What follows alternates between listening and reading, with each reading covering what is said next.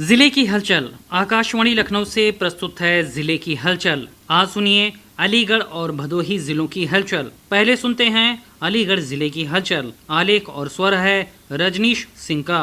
कस्तूरबा गांधी आवासीय बालिका विद्यालय KGBV अतरौली अलीगढ़ की छात्राओं के लिए 5 अगस्त का दिन अविस्मरणीय रहा। शैक्षिक भ्रमण के अंतर्गत उत्तर प्रदेश विधानसभा पहुंची छात्राओं ने लोकतंत्र के इस मंदिर का भ्रमण कर न केवल इसकी गरिमा को निकट में महसूस किया, बल्कि यह भी जाना कि प्रदेश की लोकतांत्रिक व्यवस्था किस प्रकार संचालित होती है। इस दौरान उन्होंने समझा कि जनहित से जुड़े विषयों पर विधानसभा में किस प्रकार चर्चा होती है और लोकतांत्रिक प्रक्रिया के तहत महत्वपूर्ण निर्णय लिए जाते हैं। भ्रमण के दौरान छात्राओं ने विधानसभा भवन के विभिन्न हिस्सों का अवलोकन किया तथा इसकी ऐतिहासिक, सांस्कृतिक और लोकतांत्रिक महत्ता के बारे में विस्तार से जानकारी की। उन्हें सदन की कार्रवाई, जनप्रतिनिधियों की भूमिका और विधाओं प्रक्रियाओं से जुड़े विभिन्न पहलुओं से अवगत कराया गया। इस अवसर पर छात्राओं ने उत्तर प्रदेश विधानसभा अध्यक्ष सतीश महाना से भी भेंट की।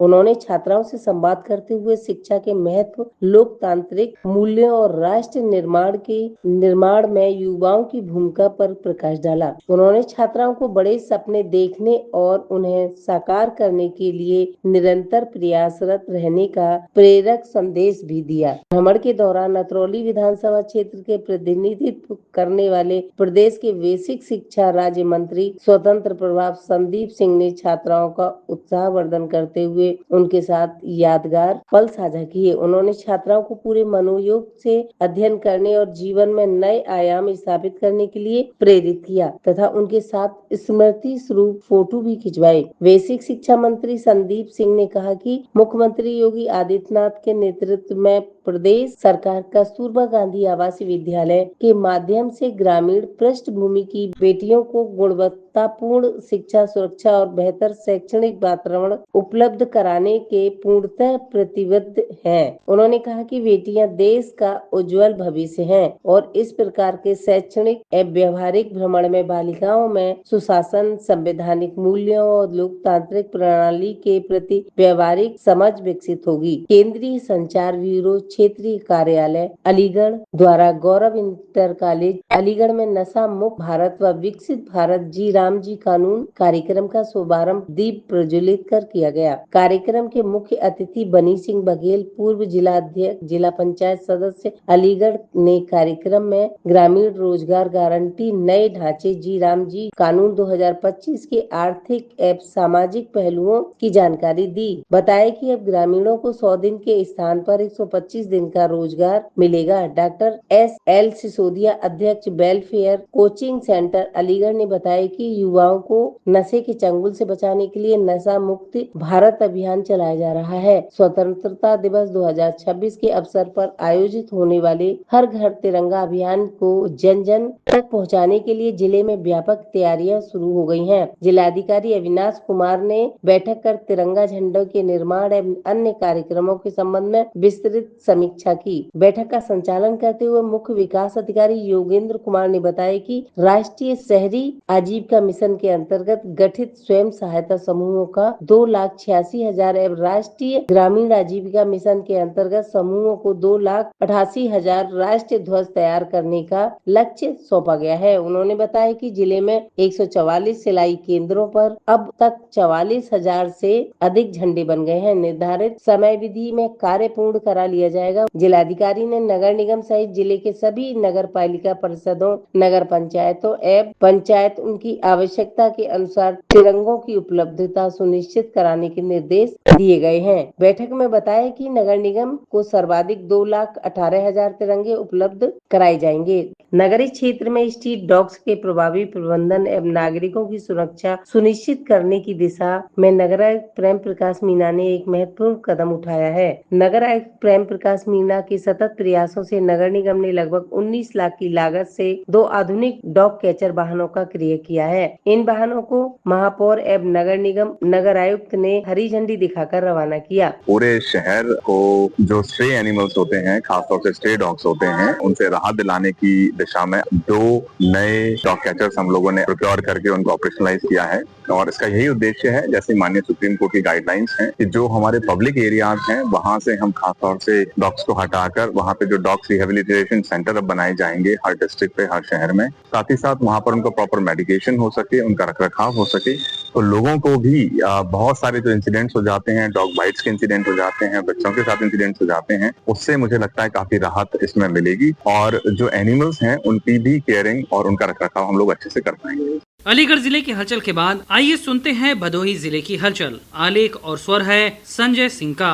भदोही परिषदीय प्राथमिक और पूर्व माध्यमिक कंपोजिट विद्यालयों में अध्ययनरत 1,40,000 नौनिहालों को भाषा व अंकगणित की गणना में दक्ष बनाया जाएगा। बच्चों में भाषा व अंक की गणना की बेहतर समझ विकसित हो, इसको लेकर पहले ही शिक्षकों को प्रशिक्षण देकर आसान ढंग से समझाने का प्रशिक्षण दिया जाएगा। इसके पश्चात वो बच्चों को दक्ष बनाएंगे। फाउंडेशन लिटरेसी एंड न्यूमरेसी के तहत शिक्षकों को प्रशिक्षण देने के लिए जिले में 35 मास्टर ट्रेनर तैयार किए गए हैं। शीघ्र ही जिले के 885 विद्यालयों में तैनात शिक्षकों को प्रशिक्षण देने का काम शुरू हो जाएगा। परिषदीय विद्यालयों में बच्चों को गुणवत्तापूर्ण शिक्षण हासिल हो, इसको लेकर तमाम शिक्षण और प्रशिक्षण कार्यक्रम संचालित किए जा रहे हैं। मध्याह्न भोजन योजना में रसोई में छोटी छोटी व्यवस्था सामग्री की खरीद को शासन ने 6,20,000 रुपए का बजट जारी किया है। बीएसएस सुरेंद्र पांडे ने बताया कि जिले के सभी विद्यालयों में 700 रुपए की दर से धनराशि भेजी गई है। इससे रसोई में अप्रेन, तेल, मसाला, अन्य खाद्य सामग्री रखने के लिए डब्बा, कलछुल, चम्मच जैसी चीजें क्रय की जा सकती हैं। भदोही जिले का 5वीं बार नाम बदल दिया गया है। मुख्यमंत्री योगी आदित्यनाथ ने जिले का नाम भदोही से शब्द हटाते हुए संत रविदास नगर कर दिया। 30 जून 1994 को पूर्व मुख्यमंत्री मुलायम सिंह यादव ने काशी नरेश विभूति नारायण की मौजूदगी में जीआईसी मैदान में भदोही को 65वां जिला बनाया था। लंबे समय से जिला बनाने की मांग लोगों की पूरी हो गई थी, लेकिन 4 दिसंबर 1997 को पूर्व मुख्यमंत्री मायावती ने जौनपुर जिले से भदोही में जोड़ी गई बरसठी तहसील को भदोही जिले से हटाकर जौनपुर में शामिल करते भदोही का नाम संत रविदास नगर कर दिया था। भदोही का नाम हटने से फिर लंबा आंदोलन चला। 1998 में प्रदेश में भाजपा सरकार बनी और पूर्व मुख्यमंत्री राम प्रकाश गुप्ता ने 12 नवंबर 1999 को संत रविदास नगर के साथ भदोही जोड़ दिया गया था। आंदोलन थम गया, लेकिन सपा की अखिलेश सरकार ने 6 दिसंबर 2014 को फिर से इसे भदोही कर दिया गया, लेकिन कागजों में संत रविदास नगर के नाम से चलता रहा। 29 जुलाई 2026 को संत रविदास नगर हो गया। इससे जिले की सियासत गर्मा गई। सत्ता पक्ष के लोग इसे बेहतर और विपक्ष से कोरी राजनीति बता रहे हैं। जिले से गुजरने वाले बिंद एक्सप्रेसवे की विस्तृत परियोजना रिपोर्ट डीपीआर का कार्य अंतिम चरण में है। उत्तर प्रदेश के एक्सप्रेसवेज औद्योगिक विकास प्राधिकरण यूपीडा की ओर से तहसीलवार गाँव की भूमि के अभिलेख की जाँच इस सप्ताह पूरी हो जाएगी। 6 लेन का यह एक्सप्रेसवे प्रयागराज से होते भदोही, ज्ञानपुर और राय तहसील के 52 गाँवों के 35 किमी क्षेत्र से होकर मिर्जापुर और सोनभद्र को जोड़ेगा। सर्वे मिट्टी की जांच हो चुकी है। 333 किमी लंबा एक्सप्रेसवे 4 राज्यों की सीमाओं को जोड़ रहा है। जिलाधिकारी ने बताया कि तीनों तहसील में 6 लेन के हिसाब से जमीनों का नक्शा, खतौनी, कितनी सरकारी जमीन है, कितनी भूमि दे रहे, कितने किसान इसकी जद में आ रहे हैं, इन सब की रिपोर्ट तैयार होने पर आगे की प्रक्रिया शुरू होगी। इस परियोजना के तैयार होने से पूरी यूपी में व्यापार, पर्यटन और लॉजिस्टिक को नई रफ्तार मिलेगी। भदोही सब्जी मसाले की खेती और किसान की क्षमता बढ़ाने के लिए सरकार पैसा देगी। किसान कद्दू वर्गीय सब्जियों को लेकर प्याज की खेती करेंगे और शासन की ओर से उन्हें भारी भरकम अनुदान मिलेगा। खेती के लिए लक्ष्य तय कर दिया गया तो एकीकृत बागवानी विकास मिशन योजना अंतर्गत वित्तीय वर्ष 2026-27 में लक्ष्य के लिए उद्यान विभाग ने किसानों के लिए आवेदन लेना शुरू कर दिया है। संकर साग भाजी में 10 मसाला क्षेत्र का विस्तार कार्यक्रम में 63 हेक्टेयर प्याज की खेती कराने का लक्ष्य मिला है। जिला उद्यान अधिकारी ममता सिंह यादव ने बताया कि शंकर साग भाजी क्षेत्र विस्तार कार्यक्रम के तहत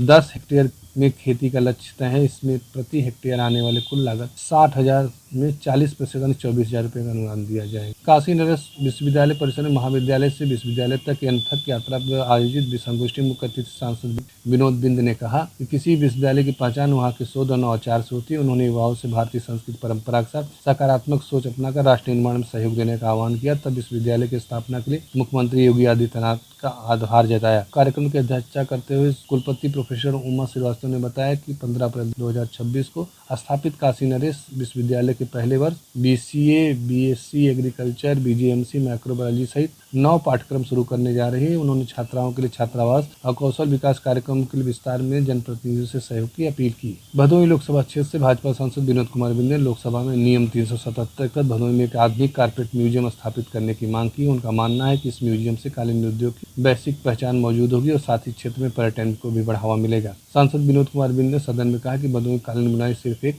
उद्योग नहीं बल्कि एक ऐतिहासिक और सांस्कृतिक विरासत है। हजारों कारीगर उद्यमी उस पारंपरिक कला से जुड़े हैं। हालांकि भदोही में ऐसा कोई संस्थान नहीं जो कालीन उद्योग के इतिहास परंपरा के विकास को व्यवस्थित प्रदर्शित। ये था आकाशवाणी लखनऊ के क्षेत्रीय समाचार एकांश द्वारा प्रस्तुत जिले की हलचल का आज का अंक।